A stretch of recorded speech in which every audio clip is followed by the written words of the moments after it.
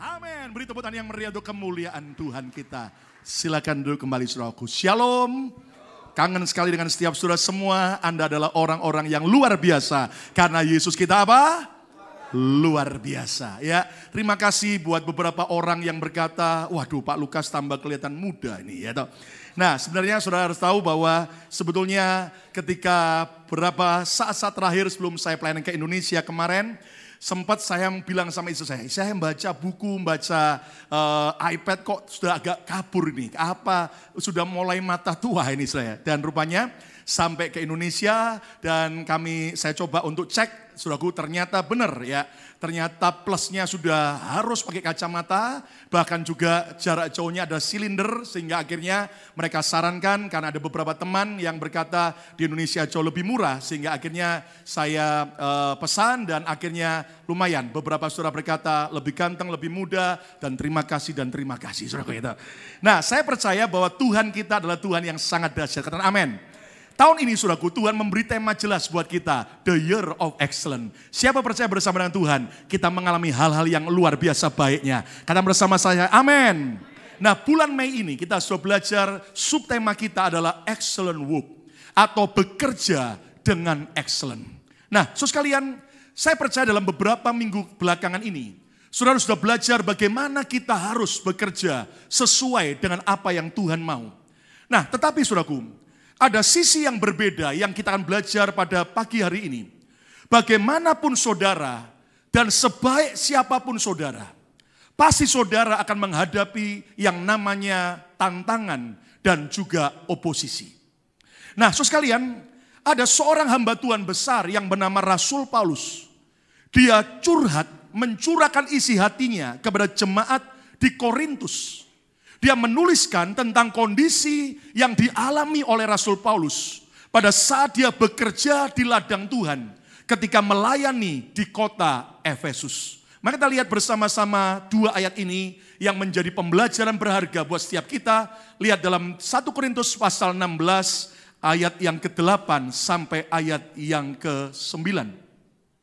1 Korintus 16 ayat yang ke-8 sampai ayat yang ke-9. Ayo kita akan baca dua ayat ini bersama-sama dengan suara yang keras. Semua baca keras. 2, 3. Tetapi aku akan tinggal di mana? Di Efesus sampai hari raya apa? Pentakosta. Ayat 9. Sebab di sini di Efesus kata Paulus apa? Banyak kesempatan bagiku untuk mengerjakan pekerjaan yang besar dan penting, sekalipun ada apa? Banyak penentang. Dalam terjemahan yang lain, ada banyak oposisi. Nah, tahukah saudara sekalian, bahwa di tengah-tengah pekerjaan yang besar dan penting, yang semua kita juga hadapi, ternyata saudaraku, Rasul Paulus yang mencurahkan hatinya, bahwa di Efesus ketika dia melakukan pekerjaan Tuhan dengan besar dan penting, dia berkata ada banyak penentang atau oposisi. Saya mencoba mencari dan menggali oposisi tantangan apa yang Paulus hadapi pada waktu dia melayani di kota Efesus. Dan kalau Anda lihat dalam Kisah Rasul 19, ternyata ketika Paulus dengan Barnabas tiba di Efesus, ada begitu banyak jiwa-jiwa yang diselamatkan. Paulus bekerja di ladang Tuhan dengan luar biasa. Dan Anda tahu saudaraku, Efesus itu adalah tempat di mana pusat daripada penyembahan berhala, yaitu Dewi Artemis. Dan Anda mengerti saudaraku, akhirnya karena banyak jiwa yang dibawa kepada Yesus, maka orang meninggalkan berhala-berhala itu. Dan ternyata di kota Efesus ada orang yang bernama Demetrius. Kata bersama saya Demetrius, 2, 3. Dia adalah pengusaha pembuat patung dari perak, dari berhala Dewi Artemis. Dan ternyata karena Paulus mulai memberitakan Injil, maka pekerjaan daripada Demetrius menjadi merosot, menjadi drop. Sehingga akhirnya sepi karena banyak orang meninggalkan kepercayaan berhala itu dan percaya kepada Yesus.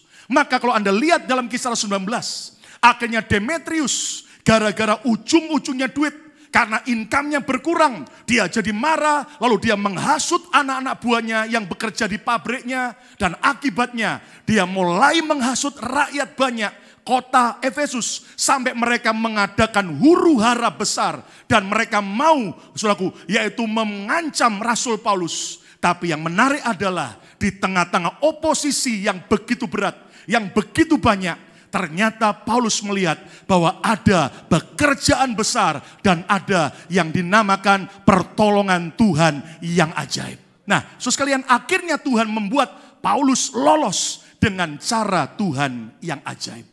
Tahukah saudara sekalian, semua kita pasti menghadapi yang namanya oposisi atau tantangan. Beberapa saudara mungkin berkata, aduh Pak, saya di kerjaan itu, aduh atasannya terlalu menekan saya, atasannya terlalu jahat.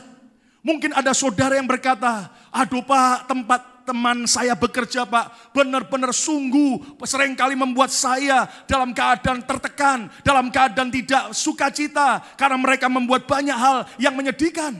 Dan mungkin beberapa saudara ada yang kemudian merasa saya sebagai pimpinan bawahan saya seringkali buat masalah dan keadaan yang tidak menyenangkan. Saya tahu ada beberapa saudara di tempat kerjaan selalu menghadapi orang-orang yang membuat kesal. Mau orang-orang yang membuat Anda bisa luka dan bisa merasa marah dan emosi. Belum lagi dalam masyarakat, dalam keluarga ada orang-orang yang memusuhi saudara. Mungkin ada orang-orang yang menentang saudara. Tapi dengar baik-baik saudaraku. Sebuah pepatah berkata, jangan takut terhadap oposisi. Ingatlah bahwa layang-layang hanya bisa terbang tinggi karena melawan terpaan angin, bukan karena mengikuti angin. Artinya ketika hari ini kalau ada saudara sedang mengalami oposisi, Anda jangan pernah takut dan kecil hati. Percayalah Tuhan sedang membawa saudara untuk terbang tinggi bersama dengan Tuhan. Ayo yang percaya katakan amin. Beri tepuk tangan yang paling meriah untuk kemuliaan Raja kita. Katakan amin. Percayalah melalui tantangan yang kau hadapi, Tuhan sedang merencanakan yang baik. Supaya Anda terbang tinggi lebih lagi bersama dengan Tuhan dan mencapai semua janjinya. Hari ini saudaraku khotbah saya beri judul oposisi dalam pekerjaan. Saudara sekalian, Paulus seorang hamba Tuhan sebaik itu. Dia melakukan pekerjaan Tuhan. Tetapi tetap dia menghadapi banyak tantangan. Ada banyak penentang. Nah, hal yang sama saudaraku, ingatkan diri saudara. Kalau hari ini keadaanmu seolah-olah mungkin berat, percayalah sedang Tuhan siapkan saudara untuk naik level bersama dengan Tuhan. Tepuk tangan yang meriah untuk kemuliaan nama Tuhan. Amin. Ada seseorang anak Tuhan berdoa kepada Tuhan. Tuhan, kenapa akhir-akhir ini langkah-langkah hidupku terasa berat? Kenapa akhir-akhir ini langkah hidupku terasa semakin berat? Lalu Tuhan berkata, tenang nak. Langkah-langkah hidupmu serasa semakin berat. Karena sekarang engkau sedang menanjak naik ke atas. Saudara ingat, ketika saudara sedang naik tangga, langkah-langkah saudara terasa berat. Turun tangga terasa ringan. Kalau hari ini engkau sedang mengalami banyak pergumulan tantangan, seolah-olah hidupmu berat, jangan kecil hati. Saudara sedang dibawa Tuhan naik dan terus naik bersama dengan Tuhan. Tepuk tangan yang meriah untuk kemuliaan nama Tuhan. Amin. Nah, Rasul Paulus memberi buat kita sebuah teladan. Bagaimana di tengah-tengah oposisi yang berat yang dihadapi, akhirnya dia berhasil tampil sebagai pemenang. Sudah belum lagi Anda tahu hari-hari ini yang namanya persaingan demi persaingan ketatnya luar biasa dalam pekerjaan. Ya kan? Ada yang cerita sama saya, Pak, saya sampai mau kerja saja Pak, harus berantem dulu. Lu kenapa? karena mobil untuk jemput kerjaan saja. Ternyata, waduh, sudah ada orang-orang yang buat jengkel. Kenapa? Ternyata saya harus duduk di bangku paling belakang. Kenapa yang di depan dikuasai padahal masih kosong? Saudara harus belajar percaya Tuhan sedang membuat saudara naik level. Tepuk tangan yang meriah untuk kemuliaan Tuhan. Amin, saudara. Nah, kita belajar, saudara, ya kan? Anda tahu hari-hari ini memang sudah seperti itu, saudara. Yang namanya orang sudah semakin menjadi-jadi. Apapun segala macam cara, baik yang halal maupun haram, saudara, dikerjakan semua. Anda ingat kan? Ini lagi heboh beras dari China yang terbuat dari apa? Bahan plastik, saudara. Bayangkan, saudara. Itu Udin sampai tanya sama temennya, aduh, itu gimana ya? Kok beras berasal dari plastik? Kira-kira efek sampingnya apa? Lalu Udin bilang, waduh, saya sih tidak pengalaman. Tapi menurut saya, kalau orang makan beras ya toh dari China yang dari bahan campuran plastik, menurut saya mungkin waktu dia BAB akan mengalami sesuatu. Apa kira-kira waktu BAB? Ya, buang air besar. Apa kira-kira? Mungkin yang keluar adalah tas plastik atau bahkan juga ember yang akan keluar. Nah, sekalian lihat orang menghalalkan segala macam cara, tapi tetap percayalah di balik oposisi yang kau hadapi, Tuhan akan memberikan kemenangan. Tepuk tangan yang meriah untuk kemuliaan. Amin. Nah, kita belajar hari ini ada 4 rahasia yang Rasul Paulus berikan teladan. Bagaimana saya dan saudara bisa menang dari setiap tantangan dalam pekerjaan. Bisa menang dari setiap oposisi dalam hidup ini. Dan saya memberikan 4 B yang merupakan rahasia itu. B yang pertama adalah bersandar kepada Tuhan. Kata bersama saya, bersandar kepada Tuhan. 2, 3, bersandar kepada Tuhan. Kenapa, saudaraku? Mari kita lihat. Paulus berkata 1 Korintus 16 ayat yang ke-8. Tetapi aku, Rasul Paulus, akan tinggal di Efesus. Sampai kapan? Dia menunggu sampai hari raya Pentakosta. Kata bersama saya, hari raya Pentakosta. 2, 3, hari raya apa? Pentakosta. Dia tidak mau meninggalkan Efesus. Karena dia tahu sebentar lagi akan ada hari raya Pentakosta. Dan Anda tahu ini tidak sekedar hanya perayaan biasa. Tapi Pentakosta berbicara tentang apa? Tentang hari pencurahan Roh Kudus. Dan Anda harus tahu, saudaraku, Paulus sadar dan mengerti ketika kita menerima urapan Roh Kudus adalah pribadi Allah sendiri yang diberikan buat kita orang-orang percaya yang menerima Dia. Dan ingat, Roh Kudus adalah penolong, penghibur, pengajar, dan memberikan kekuatan saat kita mengalami tekanan hidup. Dan percayalah, kalau Roh Kudus mengurapi saudara, tantangan sebesar apapun, mari percaya bersama dengan Tuhan, kita akan mengalami mujizat. Tepuk tangan yang meriah untuk kemuliaan nama Tuhan. Amin. Dan minggu depan adalah hari pencurahan Roh Kudus, hari Pentakosta. Dan saudaraku, minggu depan kalau tidak ada halangan, kita akan adakan pengurapan minyak. Supaya semua saudara, apa yang kau kerjakan karena pertolongan Roh Kudus, maka apa yang kau kerjakan dibuat Tuhan berhasil. Siapa mau berhasil? Katakan amin. Nah, saudaraku, bersandarlah kepada Tuhan. Mari kita percaya Roh Kudus diberikan buat kita. Dia lebih besar dari semua masalah kita. Katakan amin. Hari raya Pentakosta juga bicara apa? Orang-orang Yahudi memperingati sebagai apa? Musim penuaian besar. Musim Yobel besar. Dan Anda mengerti, saudaraku, bahwa kita percaya ketika Roh Kudus dicurahkan, kita bersandar pada Tuhan. Percayalah, di depan hidup kita, di depan hidup saudara, ada tuaian Pentakosta yang besar. Apa yang kau impikan selama ini jadi kenyataan dalam Yesus. Udah berani amin. Yang percaya, tepuk tangan yang meriah untuk kemuliaan Tuhan. Amin. Nah, kita belajar percaya. Bersandarlah kepada Tuhan. Jangan bersandar kepada diri sendiri, tetapi kepada Tuhan. Kenapa? Kekuatan kita terbatas, kekuatan Tuhan tidak terbatas. Katakan amin. Jangan bersandar kepada kekuatan kita sendiri, tetapi bersandarlah kepada kekuatan Roh Kudus. Jangan bersandar kepada pengalaman kita, tapi bersandarlah kepada tuntunan Roh Kudus. Percayalah saudaraku, kalau Tuhan yang kita sandari, Tuhan yang menyertai kita, kita akan lebih daripada pemenang. Lihat Amsal 3 ayat 5-7 berkata begini. Amsal 3 ayat 5-7. Yuk kita baca sama-sama. 2, 3 keras. Percayalah kepada Tuhan dengan apa? Kalau percaya sama Tuhan jangan separuh-separuh. Harus segenap hati. Karena bersama saya segenap hati. 2, 3. Terus apa? Dan janganlah bersandar kepada apa? Pengertian mustri. Tapi bersandar pada Tuhan. Karena bersama saya harus bersandar pada Tuhan. 2, 3. Ayat yang ke-6, ucapkan 2, 3. Akuilah dia Tuhan dalam segala lakumu. Lihat akibatnya apa? Maka ia Tuhan akan meluruskan jalanmu. Terjemahan lain, Tuhan akan menolong membuat mujizat dalam hidup saudara. Katakan amin. Ayat 7 baca sama-sama. 2, 3. Janganlah engkau menganggap dirimu sendiri bijak. Takutlah akan Tuhan dan jauhilah kejahatan. Bersandar pada Tuhan, maka Tuhan akan ada di pihak kita. Dan Alkitab berkata, jika Tuhan ada di pihak kita, siapakah yang dapat lawan kita? Tidak akan ada. Katakan amin. Lihat bagaimana Daud.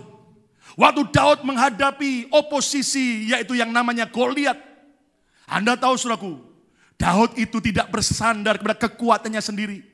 Karena Daud sadar kekuatannya kecil dan terbatas. Tapi dia bersandar percaya kepada Tuhan. Bahkan ketika Goliat mulai mengutuki Daud, Goliat mulai mengucapkan yang negatif tentang Daud, Daud membalas dengan apa? Dia mengakui Tuhan, dia ucapkan janji Tuhan, dia ucapkan firman, dia deklarasikan janji Tuhan. Allah semesta alam Israel menyertai aku. Dan hari ini juga engkau akan Tuhan berikan kepadaku. Dan Anda tahu akibatnya Daud mengalami kemenangan atas oposisi. So sekalian, hari ini mari kita belajar percaya. Apapun tantangan saudara, apapun oposisi yang kau hadapi, percayalah kalau kita bersandar pada Tuhan, Dia Allah penolong sangat terbukti. Tepuk tangan yang meriah untuk kemuliaan nama Tuhan. Amin. Satu hari di sebuah pantai, ada sebuah batu karang yang teguh. Batu karang yang berdiri dengan kuat. Tetapi batu karang itu tiap hari menghadapi terpaan ombak yang keras. Bam, dihajar dengan ombak terus. Tetapi Anda tahu, batu karang itu tetap berdiri teguh. Maka apa yang terjadi saudaraku? Banyak ikan-ikan kecil yang berlindung di balik daripada batu karang itu. Supaya mereka terlindung dari terpaan ombak yang begitu keras. Satu hari si anak ikan tanya kepada batu karang, Pak batu karang, aku lihat hidupmu selalu kuat, selalu tersenyum, tidak pernah murung, selalu kamu menghadapi terpaan ombak seperti itu, dan kamu tidak pernah putus asa. Saya mau tanya, apa sih rahasianya? Lalu batu karang itu berkata, anak ikan, rahasianya cuma satu. Di tengah-tengah ombak yang mengerikan, menghajar saya, hanya satu yang saya lakukan. Apa itu? Saya hadapi semua. Saya tidak lari. Saya hadapi semua. Saya berdiri teguh. Dan ternyata, lihat, ombak yang menghantam saya tetap akhirnya harus berlalu. Sementara saya tetap berdiri teguh. Lalu kemudian si anak ikan tanya, pernahkah engkau batu karang merasa takut terhadap ombak? Lalu batu karang berkata, di awal saya jujur, saya takut menghadapi terjangan seperti itu. Menghadapi angin badai dan ombak yang mengerikan. Tetapi saya tidak goyah. Saya menguatkan hati saya. Saya berdiri teguh. Dan ternyata sampai hari ini saya melihat bahwa saya kuat menghadapi semua terpaan ombak. Lalu kemudian si anak ikan berkata, terima kasih. Hari ini aku mendapat sebuah pelajaran berharga. Dan Anda harus tahu, menghadapi oposisi apapun tantangan, jangan pernah lari. Hadapi bersama dengan Tuhan. Tepuk tangan yang meriah untuk kemuliaan nama Tuhan. Amin. Dan Anda harus percaya, Alkitab mengatakan, Yesus Kristus adalah batu karang yang teguh. Kalau kita berlindung kepada Tuhan, kita bersandar kepada batu karang teguh kita. Percayalah, orang boleh berbuat jahat sejahat apapun. Tapi percayalah, jika Tuhan yang membela kita, tidak akan ada yang dapat melawan kita. Yang sujud tepuk tangan yang meriah untuk kemuliaan nama Tuhan. Katakan amin. Saudara tahu bahwa mungkin sudah merasa, saya minoritas Pak. Ada banyak yang memusuhi saya. Anda harus tahu saudaraku, kalau sampai seperti itu koreksi diri. Kalau ada salah minta ampun sama Tuhan. Tapi kalau engkau sudah merasa dan engkau sudah melihat bahwa hidupmu beres dengan Tuhan, tapi terus dimusuhi, Anda tetap harus percaya. Kita mungkin minoritas, tapi kalau ada Tuhan menyertai kita, maka Dia akan sungguh-sungguh membuat kita yang minoritas lebih daripada pemenang. Tepuk tangan yang meriah untuk kemuliaan Raja kita. Amin. Berdoalah bukan minta hidup yang mudah, tetapi berdoalah minta kekuatan untuk cakap menghadapi tantangan hidup ini. Yang pertama, bersandar kepada Tuhan. Ucapkan 2, 3. Bersandar kepada siapa? Pada Tuhan. Yang kedua, saudaraku. Rahasia menang dari setiap tantangan oposisi dalam hidup ini. Yang kedua, yang kedua adalah berfokus dengan benar. Kata bersama saya, berfokus dengan benar. 2, 3. Berfokus dengan apa? Dengan benar. Coba lihat, Paulus berkata apa? 1 Korintus 16 ayat yang ke-9. 1 Korintus 16 ayat 9. Sebab di sini, di mana? Di Efesus. Banyak kesempatan bagiku untuk mengerjakan pekerjaan yang besar dan penting. Lihat, sekalipun ada banyak penentang. Yang Paulus lihat, yang Paulus jadi fokus dalam hidupnya, lihat. Bukan oposisi, tapi adalah opportunity. Saudara harus tahu, saudaraku. Jangan fokus kepada masalah saudara. Tapi fokuslah kepada setiap kesempatan yang Tuhan sudah berikan di balik setiap masalah. Katakan amin. Bukan berarti kemudian kita masa bodoh dengan masalah. Tidak.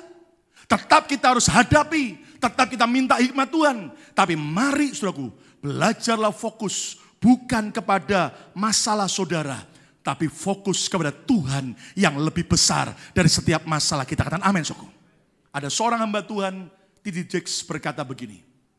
Ketika Anda menghadapi oposisi, itu berarti mujizat sudah dekat dalam hidup Anda. Yang amin cuma satu. Ulangi lagi. Jika saudara menghadapi oposisi, percayalah itu berarti mujizat yang besar sudah dekat dalam hidup Anda. Yang percaya tepuk tangan yang meriah untuk kemuliaan Raja kita. Amin.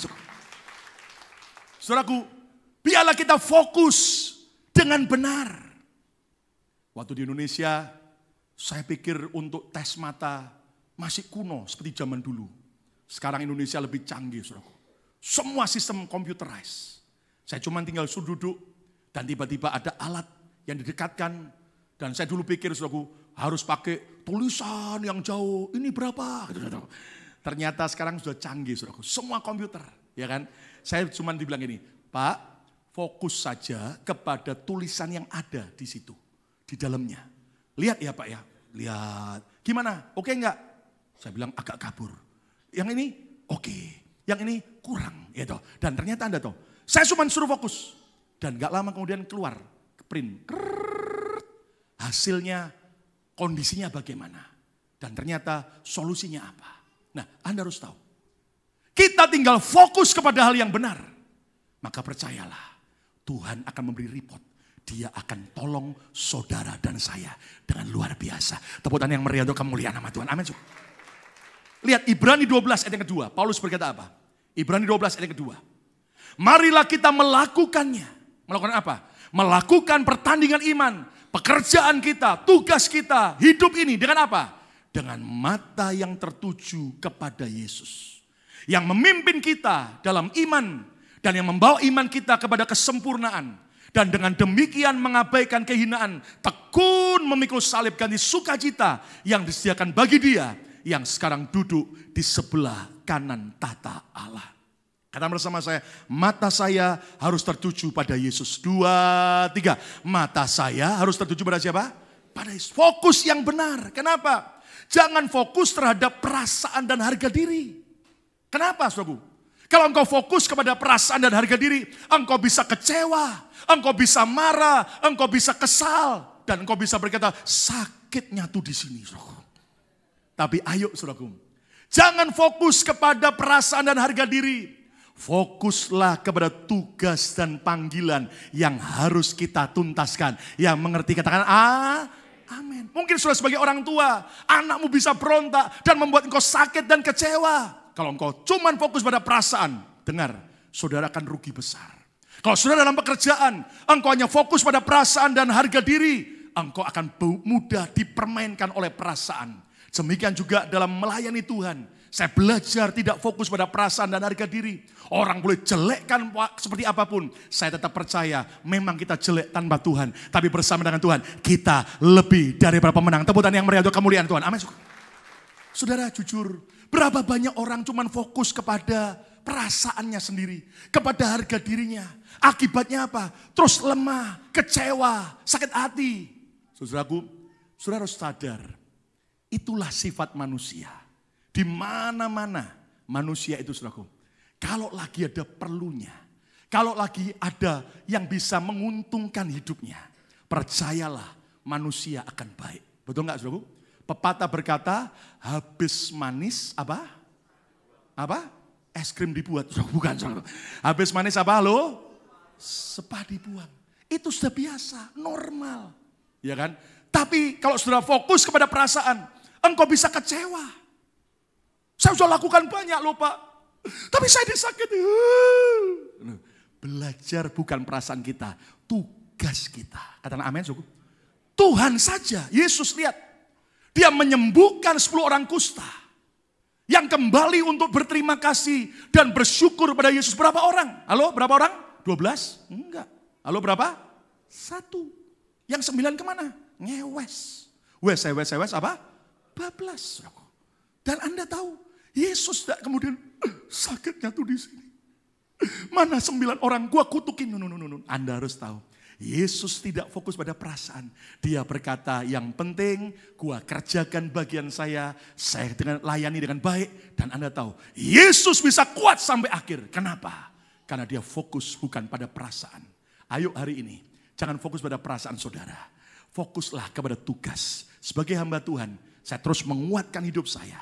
Saya tidak pernah lagi mau fokus pada perasaan dan harga diri. Tapi saya fokus pada tugas. Yang penting kita lakukan sebaik mungkin. Melayani sebaik mungkin. Percayalah upah kita berasal dari Tuhan. Tepuk tangan yang meriah untuk kemuliaan Tuhan. Amin. Jangan fokus juga kepada hasil. Tapi fokuslah kepada janji Tuhan. Kenapa? Kalau sudah fokus pada hasil, kecewa. Sudah tahu? Berapa banyak orang ngomong ini? Pak, kayaknya percuma Pak ya, saya udah doa puasa sekian lama. Pak kayaknya percuma ya, saya udah kerja sungguh-sungguh, tapi kayaknya gak ada hasilnya. Pak kayaknya percuma ya, saya begini. Kalau Anda fokus pada hasil, engkau kecewa. Saudara ibarat begini, saudara mau nanam benih, lalu Anda tanam di dalam tanah. Terus Anda tungguin 3 hari kok gak ada progres ya. Kok hasilnya kok gak kelihatan ya. Lalu Anda bongkar tanahnya. Baru berakar sedikit, Anda tutup lagi. Seminggu kalau gak ada hasilnya, Anda bongkar lagi. Saudaraku, maaf, saya mau tanya. Kalau Anda bongkar terus, lama-lama jadi apa? Mati. Belajar untuk Anda tidak fokus pada hasil. Tapi fokus pada janji Tuhan. Kalau Tuhan berjanji, percayalah dia pasti akan genapi. Tepuk tangan yang meriah untuk kemuliaan nama Tuhan. Amin. Jangan fokus kepada persoalan. Tapi fokuslah kepada solusi yang terbaik. Kenapa saudaraku? Karena kalau kita fokus pada persoalan, saudara bisa stres, saudara bisa putus asa. Ada banyak orang tanya sama saya, Pak, resepnya apa? Pak Lukas di mana saja bisa tidur dengan nyenyak? Saudara harus tahu, resepnya cuma satu. Saya selalu percaya Tuhan saya dan Tuhan kita selalu pegang kendali. Dan dia tolong kita tepat pada waktunya. Tepuk tangan yang meriah untuk kemuliaan. Amin. Pak pernah nggak bisa tidur? Pernah sih. Kapan? Waktu jet lag. Tadi pagi jam 1 sudah bangun. Mata saya seger.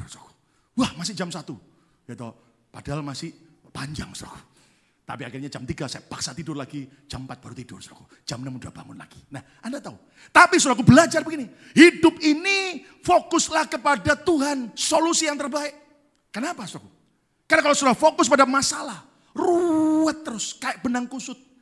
Tambah dipikirin tambah botak. Loh ya kan? Sekarang yang botak kan bukan cuma trennya bukan cuma laki-laki. Wanita juga sudah mulai banyak yang begitu, saudaraku. Nah, makanya ayo percaya, mata kita pada Tuhan tertuju di balik masalah, pasti ada emas dari Allah. Yang percaya tepuk tangan yang meriah untuk kemuliaan Tuhan. Amin. Rahasia B yang ketiga adalah apa? Bereaksi dengan benar. Kata bersama saya, bereaksi dengan benar. 2, 3. Bereaksi dengan apa? Dengan benar. Lihat, 1 Korintus 16 ayat 9. Paulus bilang apa? Sebab di sini banyak kesempatan bagiku untuk mengerjakan pekerjaan yang besar dan penting. Sekalipun ada banyak penentang. Saudara dengar baik-baik. Kalau kita bereaksi dengan salah, itu kenapa? Karena sebetulnya kita seringkali menghadapi oposisi, menghadapi tekanan, maka kita menjadi orang yang berespon karena perasaan dan kemauan kita sendiri. Tapi belajarlah untuk apa? Untuk saudara dan saya sadar, oposisi itu hal yang normal. Kata bersama saya normal, 2, 3. Kurang keras, normal, 2, 3. Oke. Di Jakarta saya sempat ketemu dengan teman lama. Sudah lama sekali. Saya ingat mungkin terakhir ketemu itu tahun 94. Dan dia adalah dokter gigi, suami istri. Dan waktu itu kami ketemunya bertemannya di Ternate. Kota Ternate yang ada di Pulau Halmahera Utara. Ya, sebuah pulau kecil antara Manado dengan Ambon. Dan Anda tahu saudaraku, dokter gigi ini saudaraku, suami istri, masih muda. Dan mereka dari saudaraku Jakarta pindah ke Ternate. Kenapa? Karena praktek negara. Harus ke sana. Sekian lama. Dan Anda tahu dari kesederhanaan. Apapun yang dia lakukan, dia gunakan untuk kemuliaan Tuhan. Dia begitu baik sekali. Saya ingat saudaraku, mereka ini saudaraku, rumahnya sederhana kontrakan awalnya saudaraku. Tapi dia selalu tampung hamba-hamba Tuhan yang mau pelayanan ke desa-desa daerah Maluku dan sebagainya saudaraku. Bahkan mereka suka menabur. Bahkan saya masih ingat saudaraku, di rumahnya ada banyak yang namanya kepiting kenari saudaraku. Ya toh, kenapa kepiting yang kayak saudaraku yang makan pohon kelapa, saudaraku, yang panjat pohon kelapa, bukan makan pohon kelapa, buah kelapanya saudaraku. Naik saudaraku, kayak isinya keong yang keluar gede segini saudaraku, satu saudaraku. Dan Anda tahu itu langka. Di belakang rumahnya banyak. Dan kalau saya ke sana diajak pesta makan kepiting itu. Dan Anda tahu rasanya maknyus. Dan Anda tahu saudaraku, orang ini suka nabur, baik sekali. Lalu dia cerita satu saat ketika kerusuhan yang ada di Ternate. Anda tahu saudaraku, semua barang-barangnya dijarah. Dan mobilnya pun juga dijarah. Dia terus berharap sama Tuhan. Dia ngandalkan Tuhan. Mereka ngungsi ke Manado. Nggak bawa apa-apa. Semua ada di jarah. Tapi yang ajaib, ternyata sekian minggu kemudian mereka dapat kabar bahwa ternyata semua barang yang dijarah dikembalikan. Karena mereka tahu itu punya dokter gigi, saudaraku. Dikembalikan dan akhirnya dikirim ke Manado. Dan mereka akhirnya pindah ke Jakarta. Dan mereka cerita di Jakarta dari nol. 6 bulan tidak ada kerjaan. Tapi dia terus setia sama Tuhan. Dia terus buat baik. Dan ternyata sekarang dia cerita, kemurahan Tuhan Pak Lukas. Dia bilang, kenapa? Dokter ini bilang begini, hari ini kami, rumah kami baik di Jakarta, rumah maupun apartemen Jakarta maupun Tangerang, sudah lebih daripada sekian belas banyaknya. Mobil mewah kami pun sudah lebih dari puluhan mobil. Saya bilang, wow, Tuhan baik ya. Terus dia cerita juga, saya sampai hari ini terus banyak melayani. Dan anak-anak muda yang saya biayai sekolah. Pokoknya ini orang benar-benar baik, nabur baik. Lalu kemudian setelah dia cerita banyak berkat yang dia alami. Saya tanya begini, dok, saya tahu dokter sama istri sangat baik sekali. Satu pertanyaan saya, sebaik dokter ini, kira-kira ada enggak orang yang enggak suka sama dokter? Anda tahu jawabannya? Loh, saya kaget tanya, enggak dijawab tapi ketawa. Saya tanya istrinya, Bu, bagaimana? Loh, kenapa? Lama-lama setelah ketawa selesai, dia jawab, sebaik saya Pak, tetap banyak yang musuhi Pak, yang enggak suka. Anda harus tahu. Percayalah sebaik apapun saudara, tetap akan ada orang enggak suka dengan saudara. Betul? Halo? Betul atau tidak? Halo? Iya kan? Kenapa? Karena ternyata itulah realita hidup. Kata bersama saya, hal yang normal. 2, 3. Hal yang apa? Normal. Itulah realita hidup. Jangankan kita. Tuhan Yesus sebaik itu aja. Waktu dia melayani, ada nggak yang tidak suka sama Tuhan? Halo? Ada, saudaraku. Banyak yang memusuhi dia dan menyalibkan dia. Even Tuhan saja di sorga, lihat. Masih ada yang juga oposisinya. Siapa? Lucifer yang menghasut sepertiga malaikat di sorga berontak melawan Tuhan. Dan Anda harus tahu, jadi kalau hari ini engkau sedang mengalami oposisi, hal yang saudara harus ingatkan, hal yang normal. Pegang dada masing-masing, normal. Bilang-bilang, normal. Ya, bilang kanan kiri, yang tidak normal adalah kalau kamu memusuhi aku. Bilang, saudaraku. Amin, saudaraku. Sebuah pepatah berkata begini, hanya pohon yang berbuah, yang diincar dan dilempari batu. Kok tahu Pak, saya pengalaman dulu pencuri mangga. Apa yang harus dikerjakan pohon tersebut? Teruslah berbuah dan jangan pernah berhenti berbuah. Ayo tepuk tangan yang meriah untuk kemuliaan nama Tuhan. Berespon benar. Kenapa? Lihat Yosua 1 ayat ke-8. Yosua 1 ayat ke-8. Janganlah engkau lupa memperkatakan kitab Taurat ini, yaitu firman Tuhan. Tetapi renungkanlah itu kapan? Siang dan malam. Tujuannya itu apa sih? Supaya saya dan saudara, ngapain saudaraku? Bertindak hati-hati. Kata bersama saya harus bertindak hati-hati. 2, 3. Saya harus bertindak apa? Hati-hati. Artinya apa? Berespon dengan benar. Sesuai dengan segala yang tertulis di dalamnya. Yang firman Tuhan katakan. Bukan sesuai dengan emosi kita. Atau apa yang kita pandang baik sendiri. Tapi sesuai yang tertulis dalam firman Tuhan. Ayo kalimat terakhir. Kenapa? Baca sama-sama yuk. 2, 3. Sebab dengan demikian. Apa? Belum semuanya. Dengan demikian apa? Perjalananmu akan... Siapa mau berhasil angkat tangan? Katakan bersama saya, berespon baik. 2, 3. Terus apa? Dan engkau akan apa? Beruntung. Siapa mau untung terus? Tidak pernah rugi. Cuan jian terus. Ayo tepuk tangan yang meriah untuk kemuliaan nama Tuhan. Katakan haleluya. Katakan haleluya. Belajar apa? Berespon benar. Begini saudaraku. Saya tahu sih.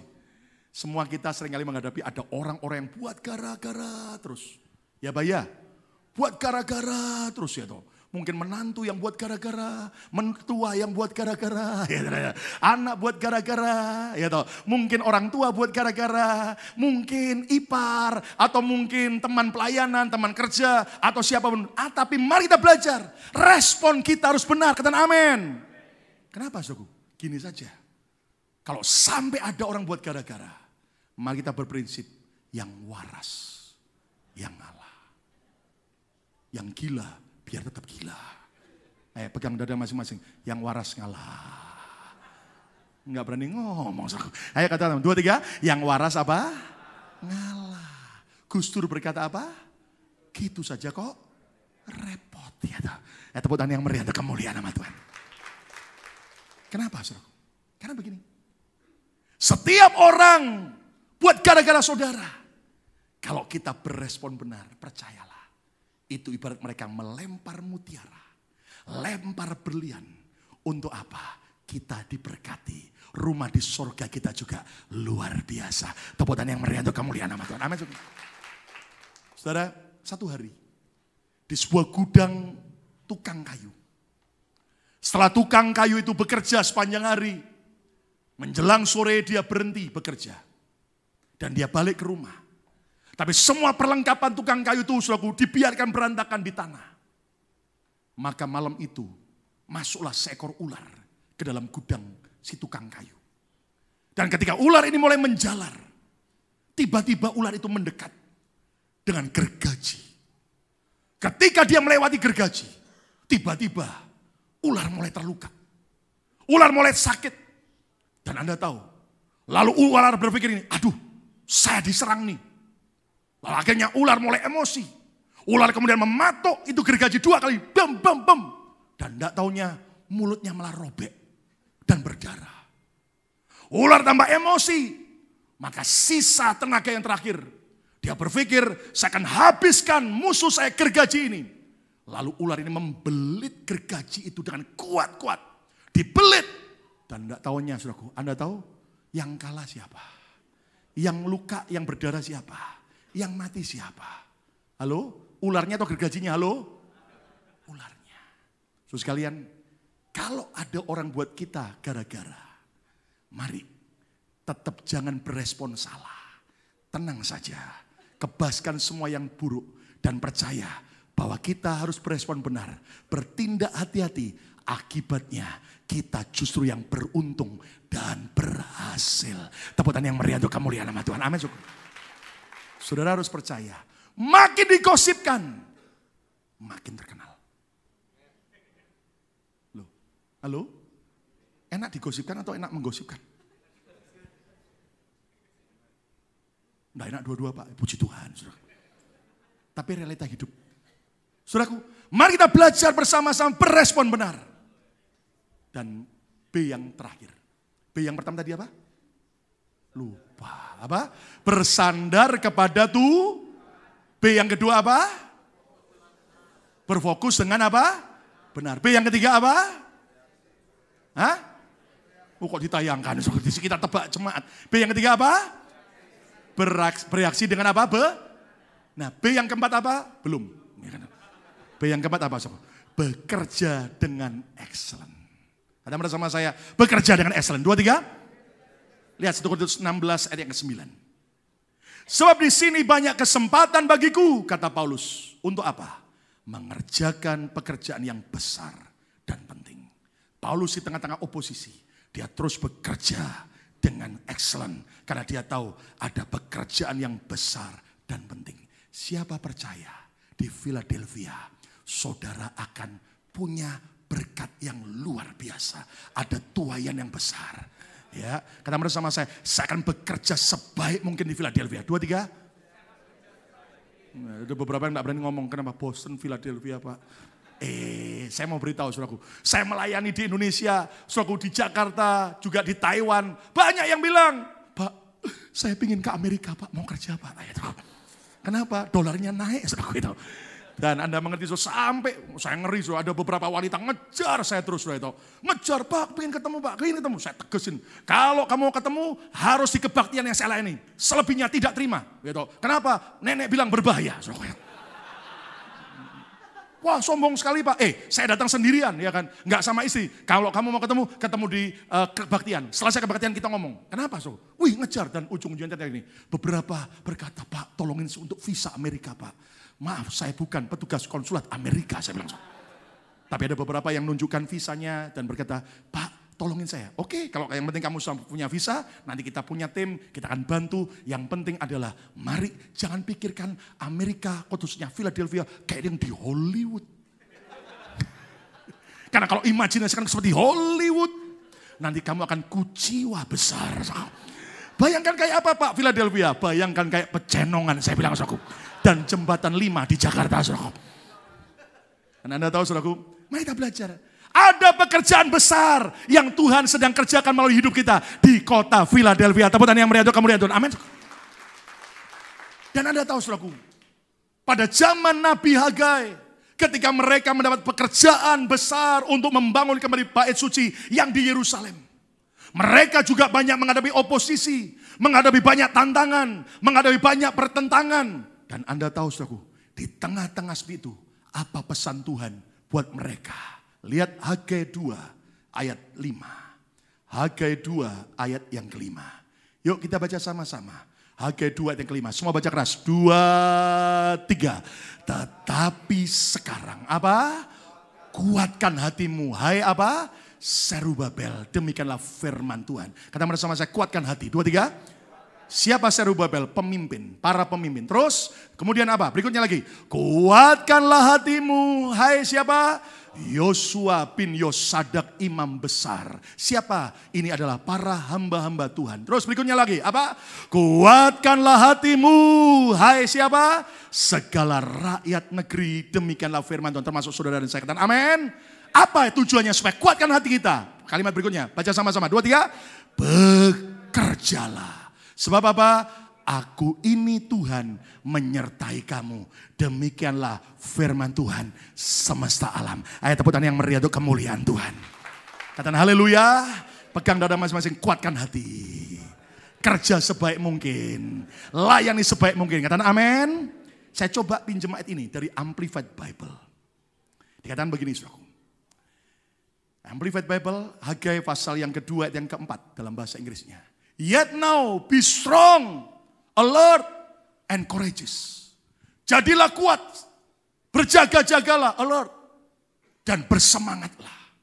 Oh Zerubbabel, says the Lord. Be strong, alert, and courageous. Oh Joshua, son of Jehozadak, the highest priest. Kuatkan dirimu, berjaga-jaga, bersemangat. Lihat, diulang lagi. And be strong, alert, and courageous. All your people of the land, says the Lord. And work, bekerjalah. For I am God with you, says the Lord. Dan Anda harus percaya, Tuhan menyertai kita. Akan ada pekerjaan yang besar yang Tuhan sediakan. Tepuk tangan yang meriah untuk kemuliaan nama Tuhan. Amin. Mari kita belajar bekerja sebaik mungkin. Satu hari, saudaraku, ada seorang pemborong yang kerja di sebuah perusahaan besar, kontraktor besar. Dan dia sudah kerja lebih dari 25 tahun. Tapi si pemborong ini merasa capek. Merasa, saudaraku, ada banyak orang-orang dalam perusahaan itu yang menentang dia, yang tidak suka dengan dia. Lalu dia berpikir, sudah lebih baik saya mundurkan diri. Apalagi sudah tua, mau pensiun saja. Lalu dia datang pada big boss-nya. Bos, saya sudah capek, banyak orang-orang musuhi saya.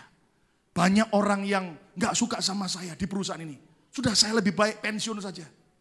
Bosnya bilang, aduh kamu mau pensiun? Ya bos, sudah saya tidak akan pernah lagi berubah. Saya tetapkan itu. Oke, satu hal kata bos. Kamu mau pensiun boleh. Tapi saya minta satu lagi. Apa? Terakhir kali.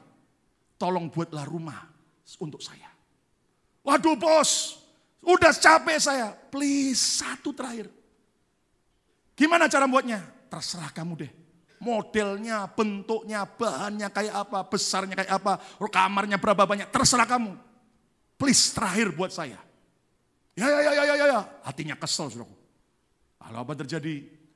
Dia kerja, dia bangun rumah yang kecil, dia bangun dengan bahan yang murah, dia bangun dengan tidak baik, asal bangun. Dan begitu selesai karena dia kesel, dia bawa kunci rumah itu kepada bos. Bos, ini bos, saya sudah selesaikan, sekarang saya berhenti. Bosnya senyum. Kamu sudah kerja sama saya 25 tahun. Sekarang kunci ini rumah saya kembalikan pada kamu. Ini hadiah buat kamu. Loh bos kok gak bilang dari tadi? Gak dari awal. Justru saya mau kasih surprise sama kamu. Dan Anda tahu, pemborong itu masuk ke rumah itu tinggal. Seumur hidupnya nyesal. Kalau tahu buat saya bangun sebagus mungkin. Segede mungkin. Dengan bahan sebaik mungkin. Dan Anda harus tahu, jangan sampai kita di tengah tantangan, lalu engkau kerja asal-asalan. Jangan kerja cuma hanya karena duit. Jangan kerja cuma hanya karena demi kebutuhan hidup. Kerja sebaik mungkin. Karena engkau juga sedang membangun rumah kekal di sorga. Yang percaya teputan yang meriah untuk kemuliaan nama Tuhan. Katakan haleluya. Saudaraku, ketika kita bekerja excellent, percayalah bahwa Tuhanlah yang akan memberi upah buat kita. Katakan amin. Saudara-saudara, 5 minggu saya di Indonesia dan di Taiwan melayani. Saudara jujur, ada begitu banyak tawaran, ada banyak undangan, bahkan sampai tahun depan pun sudah banyak yang minta, Pak tolong jadwalnya 2016. Saya berkata, tunggu dulu ya. Kenapa so? Ada banyak. Nah kalau jujur, kalau saya melayani hanya cuman mau cari gereja yang besar, gereja yang kaya, saya akan bisa. Karena banyak yang minta, tapi jujur saudara. Ada juga teman-teman yang minta gereja kecil. Bayangin di Jembatan 5 di Jakarta. Tapi kecil loh Pak gerejanya Pak. Masuk ke lorong loh Pak. Jalan kaki Pak 50 meter lebih Pak. Gitu. Saya bilang loh saya ini melayani. Saya nggak pernah pusing dan tidak pernah membanding-bandingkan, membeda-bedakan. Baik orang kaya, orang miskin tetap dicintai Tuhan. Katakan amin. Ya kan? Baik itu gereja besar, ribuan, bahkan puluhan ribu maupun juga jemaat yang cuman sedikit. Pokoknya jadwalnya cocok. Dan juga sesuai, oke. Saya bilang, dan jujur saya nggak pernah pusing dengan yang namanya PK, persembahan kasih. Saya sampai kaget, Beberapa orang bilang, "Duh Pak, nanti bagaimana Pak? Saya nggak bisa." Sudahlah, kami ini melayani bukan dari kekurangan. Kita melayani, saya sebagai gembala BMC Philadelphia, kita melayani karena kelebihan. Karena Tuhan sumber segala berkat. Tepuk tangan yang meriah untuk kemuliaan nama Tuhan. Amin. Sampai ada yang gembala sidang gereja yang besar. Loh Pak, saya lihat di Facebook Pak Lukas dia ekonomi. Kenapa tidak di bisnis kelas? Kan begitu. Saya bilang, bisa saja di bisnis kelas. Tapi ngapain? Kan tetap melayani. Tapi Tuhan kasih anugerah, saudaraku. 2 kali pulang pergi dapat kursinya. Itu kursinya, kaki bagian kakinya bisa dinaikkan persis flat dengan bagian kursi. 3-0. Bayangin, saudara. Jadi akhirnya itu tempat pensandaran tangannya saya naikkan, tidur kayak serasa bisnis kelas. Memang berangkatnya dari JFK New York ke Taipei, ke Taiwan, sepi, gampang langsung. Ya, enggak semua kursi sih, ada bagian untuk family. Saya dapat, ya toh. Waktu pulang, saudaraku, saya tanya sama bagian airline-nya waktu check-in di Taipei.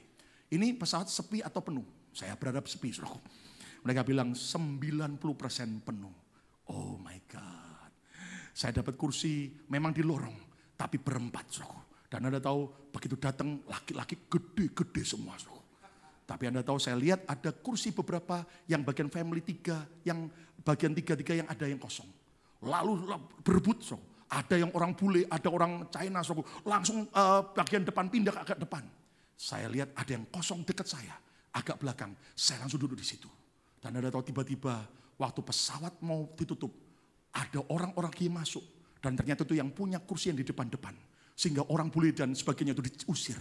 Saya berpikir kalau saya orangnya datang harus pindah juga. Saya pakai otoritas dalam nama Yesus. Tidak ada yang punya kursi ini. Dan ternyata ajaib, saudaraku. Benar-benar sampai pintu ditutup. Lega, haleluya. Nggak ada yang masuk lagi. Saudara. Dan Anda tahu sepanjang 14 jam perjalanan. Saya bisa tidur serasa di bisnis kelas. Kenapa? Kelas ekonomi tapi serasa bisnis kelas. Tepuk tangan yang meriah untuk kemuliaan. Amin. Dan yang aja begini, saya melayani, melakukan pekerjaan Tuhan dengan apa? Excellent. Saya nggak pernah pandang berapa banyaknya. Saya khotbah sebaik mungkin. Dan saya berusaha tidak pernah terlambat. Jam 7 malam misalnya. Saya usahakan minimal jam 7:04 sudah dari gereja itu. Dan Anda bisa bayangin, apalagi saya tanya sama supir, Pak yang di Jakarta, ke sana berapa jam? Paling enggak 2 jam kalau macet. Oke, berangkat 2 jam sebelumnya. Enggak taunya sampai 1 jam. 1 jam nyampe, enggak macet. Sampai sana Anda tahu 1 jam sebelum kebaktian mulai. Pendetanya pun belum datang. Ya kan, saya udah datang. Dan waktu diberitahu sama pengurus, minta maaf, gini. Enggak apa-apa. Lebih baik tidak terlambat daripada terlambat. Amin, saudaraku. Saudara juga kebaktian tidak boleh terlambat. Amin. Amin. Bertobat. Amin, saudaraku. Ya kan? Bahkan Anda tahu apa yang terjadi, saudaraku. Seringkali orang berpikir, saudara, kadang-kadang sungkan. Saya bilang, enggak apa-apa. Kamu enggak ngasih PK, enggak masalah. Anda tahu beberapa justru ketika orang kasih persembahan setelah saya melayani. Tuhan gerakan, taburi untuk gereja itu. Tak balikkan, saya tambahin lagi. Dan saya percaya Tuhan tidak ingkar janji. Dia berkati dengan cara yang berbeda. Katakan haleluya. Dan Anda tahu, saudaraku, apalagi kalau sudah melayani di Jakarta. Di Jakarta itu, saudara, kalau mau nuruti jadwal, tengah minggu, bukan minggu, tengah minggu saja, saudara. Untuk undangan pelayanan, aduh haleluya, alhamdulillah, saudara. Anda tahu, saudara, itu pagi, siang, sore, yang namanya perusahaan, gereja, sampai kebaktian karyawan, saudara. Sampai malam, saudara, ada yang mau, saudara. Tapi saya bagi-bagi juga. Anda ngerti, saudara, ternyata satu saat dari Senayan City selesai pelayanan, tengah minggu. Jam 4 saya jalan menuju ke Kuningan, Ambassador Mall. Kenapa? Karena dia bilang minimal 2 jam. Supir bilang, oke, gak apa-apa, nanti saya tunggu di mall. Ya, memang akhirnya jadi hamba Tuhan mall. Saudara, karena lebih datang lebih awal, jadi lihat-lihat mall. Saudara. Jadi Anda tahu apa yang terjadi? Ternyata macet total. Sudah 2 jam nunggu di mobil, gak bergerak sama sekali. Dan kebaktian sudah kurang setengah jam lagi. Waduh, sudah jam 6 sore. Lalu saya bilang sama supir yang nganter, Pak, tetap ke sana ya? Ke mall itu ya? Oh iya, terlambat gak Pak? Ini setengah jam lagi. Terus saya langsung siapkan, ngapain so? Turun dari mobil. Supirnya kaget, Pak kemana? Naik ojek. Macet total, saudaraku. Gak tahu ternyata hari itu ada demo. Macet total, naik ojek. Dan Anda tahu, saudaraku, di tempat ojek saya sudah jalan, dan Anda tahu itu tas saya pegang bener, ya kan? Kenapa? Karena Anda harus tahu, saudaraku, Indonesia itu punya musim luar biasa. Ya kan? Ada Udin ditanya sama guru sekolahnya. Udin, di Amerika dan di Eropa ada berapa musim? 4 musim Pak. Pinter. Kalau di Indonesia ada berapa musim, Udin? 2 musim, Pak Guru. Pinter, Udin. Coba sebutkan 2 musim di Indonesia itu apa aja sekarang, Udin? Yang pertama musim begal. Yang kedua musim batu akik. Indonesia sekarang di perempatan jalan orang gosok semua. Batu akik. Nah, Anda tahu, saudaraku, ternyata saya pegang sampai jalan sekian lama tempat ojek kosong. Saya tanya sama tukang tambal ban, ojeknya mana? Kosong, Pak. Tunggu, Pak, ya. Ternyata tiba-tiba datang. Lalu dia tanya, mau kemana, Pak? Ke mall itu. Waduh, Pak, macet, Pak. Macet, Pak. Langsung saya dapat hikmat. Goban. Oke, Pak, langsung berangkat. Bayangin itu. Padahal nanti sampai sana saya kasih cepet jeng. Kasih tips kalian. Goban, langsung, iya siap. Gitu. Naik, Anda tahu, lautan motor dan mobil. Yang saya ngeri begini, ternyata bukan cuma panasnya. Itu ternyata setiap celah apapun, celah sekecil apapun, dia berusaha masuk. Lalu bisa bayangin, antara mobil sama mobil, sempit, dia masuk. Nah saya mikir, yang tukang ojeknya kurus. Saya kan haleluya. Lah kalau dia lolos, saya stuck up. Wah kan bahaya, Loh bener, saya mikir, jadi sambil begitu saya miring badan saya. Waduh miring, dan yang lebih ngeri bukan cuma antara celah mobil sama mobil. Itu trotoar, bayangin, trotoar tidak ada landainya, trotoar tidak, saya pikir untung, haleluya, jantungnya kuat. Dan ketika jalan, trotoarnya kecil, kiri itu selokan dalam sekali. Saya bilang, bahasa roh yang kencang, Dan Anda tahu, ternyata bayangin, turun dari trotoar itu tanpa cari yang landai, langsung geluk.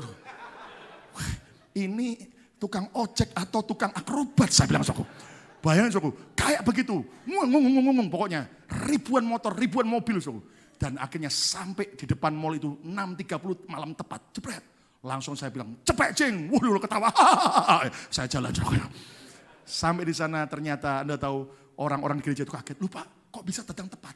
Macet total. Ya, saya mau beri yang terbaik buat Tuhan dan jemaat. Tepuk tangan yang meriah untuk kamu lihat. Amin. Kalau kita kerja excellent, percayalah Tuhan yang akan promosikan hidup saudara dan saya. Kesimpulannya apa? Oposisi adalah hal yang wajar dalam hidup ini. Jangan pernah takut terhadap oposisi.